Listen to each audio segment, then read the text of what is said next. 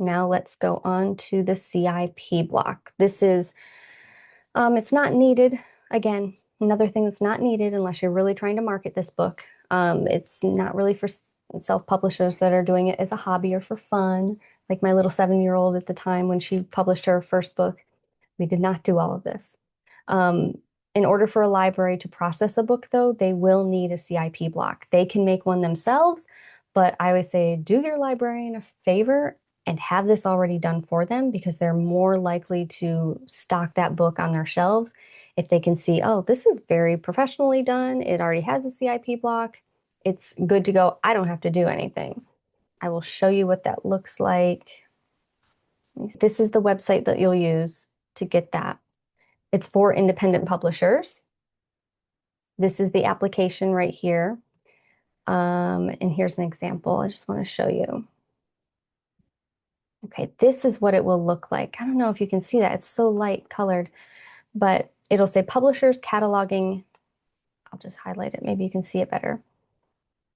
Right here, publishers cataloging and publication data, the names of the authors and illustrators, what the title is, description, the year, your identifiers, so LCCN, your ISBNs, what's the subject that it will fall under when they're trying to catalog it in the library, and then the BISAC codes, which is kind of like your classification, your Dewey Decimal type of thing. Those numbers, the CIP block will basically determine where that goes in your library. So the woman that does this, she's a retired librarian, so this is what she used to do all of the time. And so she just does this on the side for people, for independent publishers. She's been great. She usually gets me my CIP block back around, I don't know, 3 days, sometimes 4 at max if there's a holiday. She's really good at turnaround time. So how you do that is you fill out as completely as possible all of your information. Then if you're a new customer, you would click here and it would take you to PayPal to pay for that. Okay, once you pay for that, you'll want to send her an email that says, I just paid on PayPal. Here's my name. Here's the confirmation number.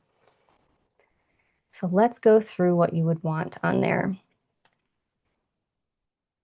You'll basically copy this CIP application data right here into a Word document or a PDF, and then fill in all the information right here. Fill in all the information that you can. So what's the title? What's the author, subtitle, illustrators, in exact order as they appear on your title page. If you're an author and you've published other works, you can list those there as well. Is there an audiobook for it that's been published? You'll put that on there, the narrator, the year it was published. Is it a series? What's this number of this book in the series? Is it number 4 in your series? If there is no series, leave it blank.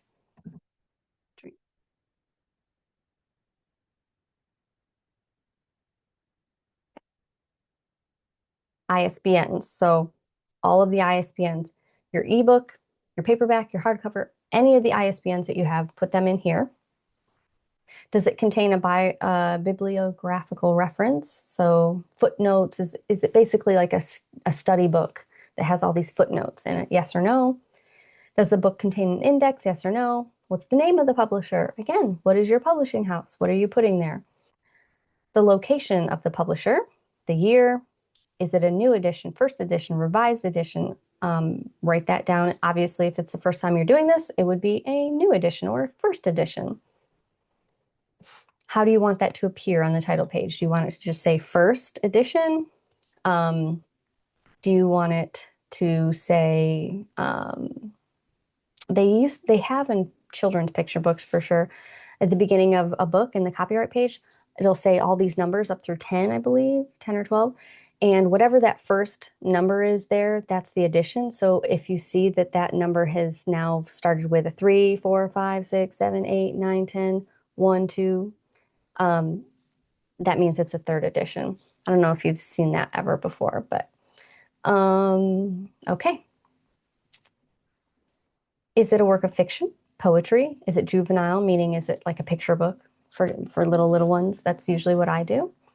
what's the age and grade level. It just gives her an idea of how she's supposed to catalog this. You want to give her as much information as you can. BISAC headings. For a complete list, click here. Do not send the codes. So the BISAC is primarily just for retail use. So when choosing, consider which section of the bookstore your book would most likely be placed. If your book's for children, please look in the juvenile fiction or juvenile nonfiction section, or young adult if the book is mostly for teenagers. The rest of the BISAC codes are really just adult books, but you would click here. Here are all your BISAC headings. So we would want juvenile fiction right here, or young adult, you could do that too. Oops, you could do that too. What is it? Scroll down. What is your book about? So if my book was about chickens, it's a funny story about chickens. I am now here in animals. Do I see any chickens? No, but I have ducks, geese, etc. I could put that in that category. Chickens could be an etc. Or farm animals, I could use that code. There are a lot of different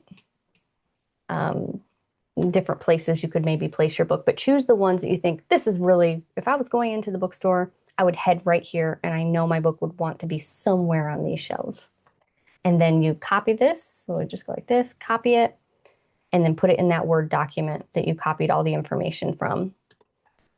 Once you copy all that information in your Word document that has all this that she wanted, send that to her in that email that says, that you just paid with PayPal, and that this is your confirmation number from PayPal, and here's all your information for the CIP block. Okay. Now, what does that look like when you get the CIP block? Let me show you that. Okay, this was the CIP application that we had for Sophie's Cozy Christmas. I copied all that information, and then I just added all this information in here about the book, the ISBNs, the LCCN. If I didn't have that yet, that wasn't such a big deal for her because I could just throw that one number in the section that she was going to leave blank for me. No big deal. Keep scrolling down. Hers was about humorous stories, juvenile fiction, animals and dogs, holidays and celebration, Christmas and Advent. And then this is what it looks like when she sends it back to me. This right here, I would copy word for word, that exact way, and put that in the front of my book on the copyright page. So let me show you what that looks like. And here's the spot that she left for the LCCN, so I could make sure I put that in there. This is the copyright. Let me just zoom in here for you so you can see. Here's that publisher's cataloging and publication data, and I just put it word for word in here the way that she had it. The identifiers, I did get my LCCN, ISBNs, and let's see, subjects, all of that. And that's how that will look on there. Okay, so at this point, you should have everything that you need in terms of publishing your book. Whether you go the free route, which is great for like families, homeschoolers, kids, just getting started, or you go the more marketing type route where you need a copyright, you need an ISBN, an LCCN, a CIP block, all of those things.